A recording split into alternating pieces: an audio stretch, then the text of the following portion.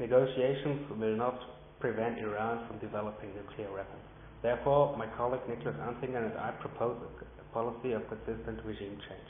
Our point is to tackle the intentions behind the nuclear program, but we consider forced regime change from outside not to be an option. Our way is to strengthen the opposition movement within Iran so that the Iranians can get a new government by themselves, which brings them freedom, which brings them democracy, and which has no intention to build a nuclear bomb. Okay, how to do it? How to strengthen the opposition movement? How to help the Iranians to promote democracy within their own country? As the Arab Spring shows, as Libya shows, as Tunisia shows, as Egypt shows. Online activists, bloggers are very important figures within the whole opposition movement, within all oppositional movements. Therefore, those people, those online activists, those bloggers have to be made famous by Western politicians, by Western civil societies. Western politicians have to name them in their speeches so that they get recognized, that the Iranian regime cannot put them in any jail and let them disappear forever.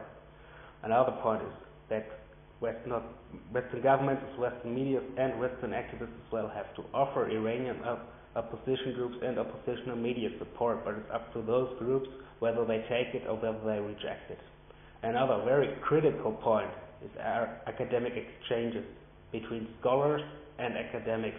We have to bring the people here so that they can get to know freedom, that they can get to know democracy, that they can get in touch with people, with their colleagues, that the young Iranians or Iranian academics can get to know their Western counterparts, and that they go back in their home country, get in touch with Facebook, and bring the spirit of freedom back to their home countries. Furthermore, even for those Iranians who are not academics or not students, Western governments have to grant more visas for Iranians to be able to come over, to get in touch with other people, with Western people, to get to know the impression of freedom, so they get back at home and go in the opposition, strengthen the opposition movement, and push the freedom in Iran forward. Last but not least, Western governments, Western politicians have to use the power of their voice, which they truly have. They have to stop diplomatic initiatives and raise up their voices against any human rights violations in Iran, because the oppositional movement will only be strengthened, will only be empowered, and will only be able if they feel supported, if they get moral support, if they are motivated. Then, with such a moral support, a strengthened opposition movement will be able to change the government in Iran, to change the intention behind the nuclear program. Sanctions have been useless. As we've seen in the past, if you want to buy something, you will find a ship or an airplane that delivers. But they have to be kept up, at least to delay the Iranian nuclear program. Missile defense is an option. They have to be pushed at least to deter Iran by denying its missile capabilities.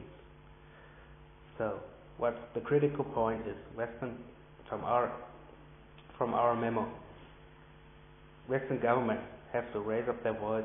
And the most important point is that Western civil societies raise up their voice, get in touch with the Iranian opposition, get moral support for the opposition, motivate the opposition, that the opposition can take more action in Iran to overthrow the fundamentalist government, to get towards more freedom in Iran, towards more democracy in Iran, and that will change the intention in Tehran towards a nuclear bomb from not getting a nuclear bomb.